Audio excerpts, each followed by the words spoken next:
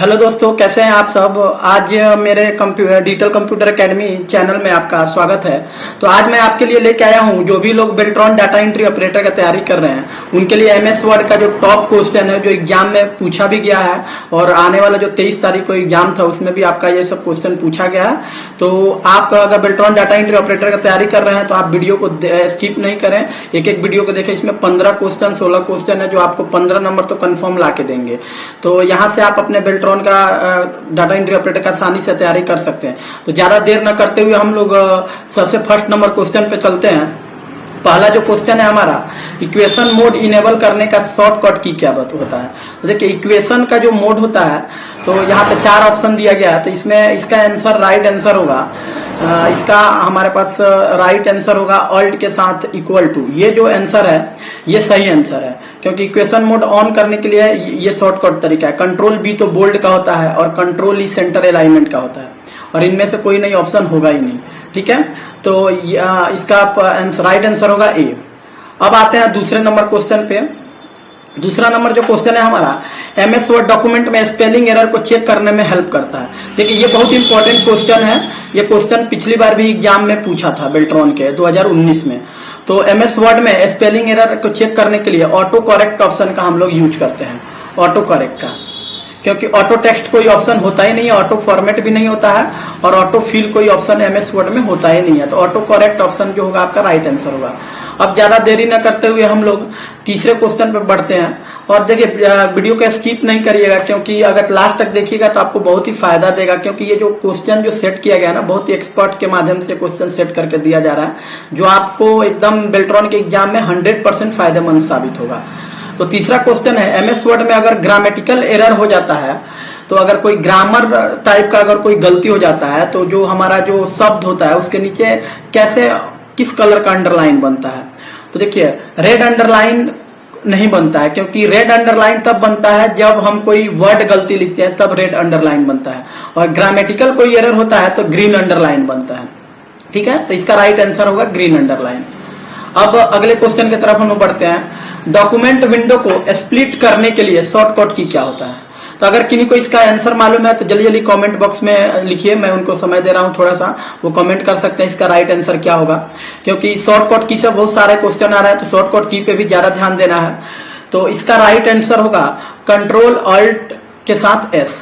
यहाँ एक option confuse करने के दिया गया, शिफ्ट ऑल्ट के साथ एक्स। तो ये वाला आंसर तो बिल्कुल नहीं होगा, तो इस पे कंफ्यूज नहीं होना आपको। कंट्रोल ऑल्ट के साथ एस वाला जो ऑप्शन है, ये क्योंकि डॉक्यूमेंट को स्प्लिट करने का यही शॉर्टकट की होता है। अब अगला क्वेश्चन है कि F12 जो है ये किसका शॉर्टकट की है। तो देखिए, डिलीट का तो है नहीं, रिफ्रेश का F5 होता है शॉर्टकट की, सेव का कंट्रोल के साथ एस होता है, ये सबको पता है। F12 जो शॉर्टकट की है, सेव एज का डायलॉग बॉक्स खोलता है। किसका डायलॉग बॉक्स खोलता है? सेव एज का डायलॉग बॉक्स F12 से ओपन होता है। छठे क्वेश्चन पे बढ़ते हैं हम लोग। प्रिंट प्रीव्यू के लिए प्रयोग की जाने वाली शॉर्टकट की क्या है। देखिए, प्रिंट प्रीव्यू जो होता है कंट्रोल के साथ F2 से प्रिंट प्रीव्यू, ये शॉर्टकट की इसका होता है।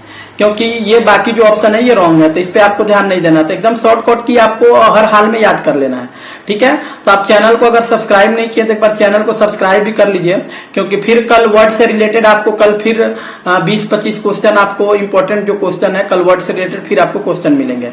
अगला क्वेश्चन है, जब कोई यूजर डैश पे माउस ले जाता है तो वो हैंड क्या आकार का हो जाता है। देखिए, तो क्लिप आर्ट पे तो होता नहीं है, क्योंकि क्लिप आर्ट से हम लोग कोई इमेज हम लोग क्या कर सकते हैं, इंसर्ट कर सकते हैं। और फॉर्मेट पेंटर तो आपका ये फॉर्मेट को क्या करता है, कॉपी कर लेता है। मार्जिन से हम लोग पेज का चौथाई देते हैं। और हाइपरलिंक ऑप्शन जो है, इसी पे अगर हम लोग कर्सर को अपने लेके जाते हैं तो हाथ के आकार का बन जाता है। तो ये वाला डी नंबर जो होगा राइट आंसर होगा। और इसका शॉर्टकट की भी होता है हाइपरलिंक का, कंट्रोल के साथ के, जो आप याद कर लीजिएगा। ठीक है, अगला क्वेश्चन है 8 नंबर। गो टू कमांड को ओपन करने के लिए किस बटन का प्रयोग करते हैं। तो गो टू कमांड जो ऑप्शन है आपका, ये होम टैब में मिलता है। होम टैब में गो टू कमांड को ओपन करने के लिए जो ऑप्शन होता है उसका ये होता है आपका F8 जो ऑप्शन है, F8 के माध्यम से हम लोग गो टू कमांड पे हम लोग जाते हैं। F5 जो है वो आपका रिफ्रेश का होता है शॉर्टकट की। ठीक है, तो अगला 9 नंबर क्वेश्चन पे चलते हैं हम लोग। फुट नोट और इंड नोट का उपयोग के लिए डैश टैब का यूज किया जाता है या मेनू का। तो देखिए आप वर्ड में, माइक्रोसॉफ्ट वर्ड में जितने भी मेनू बार हैं, जितने भी टैब हैं, सब टैब के सारे ऑप्शन को आपको याद कर लेना है किस टैब में कौन सा ऑप्शन है।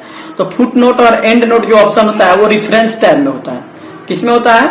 रेफरेंस टैब में, क्योंकि सूचना, पॉइंट लिस्ट ये सब टैब होता ही नहीं है। ठीक है, अब आते हैं अगला 10 नंबर क्वेश्चन है हमारा, एमएस वर्ड 2016 में पेज का डिफॉल्ट व्यू क्या होता है।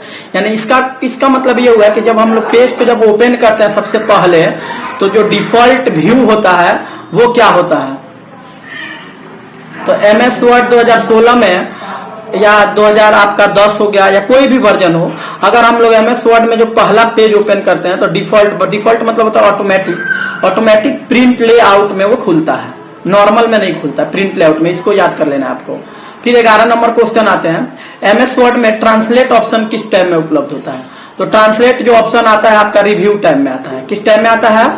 रिव्यू टैब में। ट्रांसलेट ऑप्शन का काम क्या होता है? टेक्स्ट को ये किसी भी लैंग्वेज में ट्रांसलेट कर देता है। ठीक है, अगला क्वेश्चन है 12 नंबर, माइक्रोसॉफ्ट वर्ड में F7 का प्रयोग किया जाता है। F7 जो शॉर्टकट की है ये स्पेलिंग चेक करता है, और स्पेलिंग जब चेक करते हैं हम लोग, अगर कोई स्पेलिंग एरर हो जाता है तो उसके नीचे रेड अंडरलाइन बन जाता है, ये भी आपको याद कर लेना है। और स्पेलिंग को सही करने के लिए ऑटो करेक्ट ऑप्शन का यूज करते हैं। तो ये सब स्पेलिंग एरर से कुछ क्वेश्चन है जो बार बार आपको बेल्ट्रॉन डाटा एंट्री ऑपरेटर में पूछा जाता है, तो इस क्वेश्चन पे आपको ज्यादा फोकस करना है। टेबल ऑफ कॉन्टेंट्स जो ऑप्शन है आपका इंसर्ट टैब में आता है। तो यहाँ पे है टेबल ऑफ कंटेंट्स का इस्तेमाल किया जाता है, यहाँ पे यूज पूछ रहा है। तो टेबल ऑफ कंटेंट्स का यूज हम लोग करते हैं विषय सूची बनाने के लिए, यानी अध्याय जितने भी चैप्टर होते हैं उनका पेज नंबर के साथ साथ उनका पेज नंबर भी देता है और पेज का नाम भी देता है। तो इसका सही आंसर होगा आपका बी नंबर। प्रिंट करने के लिए तो यूज होता नहीं है, तो सभी अध्यायों का पेज नंबर हम लोग अगर हमको जानना है तो हम लोग टेबल ऑफ कंटेंट्स का यूज करते हैं। और 14 नंबर क्वेश्चन है, ग्रिड लाइन या नेविगेशन पेन को लाने या हटाने के लिए किस मेनू में जाना पड़ता है। ग्रिड लाइन और रूलर ये दोनों ऑप्शन या नेविगेशन पेन ये व्यू टैब में आपको मिलता है। किस टैब में मिलता है? व्यू टैब में मिलता है। 16 नंबर क्वेश्चन है, माक्रो ऑप्शन का क्या यूज है। लास्ट ऑप्शन है ये व्यू टैब का, माक्रो ऑप्शन का ये रिकॉर्ड करता है, जो भी हम लोग टेक्स्ट लिखते हैं उसको ये रिकॉर्ड कर लेगा, तो रिकॉर्ड टेक्स्ट इसका यूज है। तो आप अगर चैनल को सब्सक्राइब नहीं किए तो एक बार चैनल को सब्सक्राइब कर लीजिए, और कल फिर शाम को आपको एमएस वर्ड से या एक्सेल से बहुत ही अच्छे क्वेश्चन आपको मिलेंगे। और जो भी अगर आपका जिस टॉपिक पे आप कमजोर है आप एक बार कमेंट बॉक्स में लिखिए, मैं उस टॉपिक पे आपको अच्छे एक्सपर्ट से क्वेश्चन बना के और आपके तैयारी में बहुत ही सहयोग करूंगा। और आपका क्या होगा कि आप 100% बेल्ट्रॉन के एग्जाम में आपका रिजल्ट होगा। तो एक बार जरूर चैनल को आप सब्सक्राइब कर लीजिए। धन्यवाद।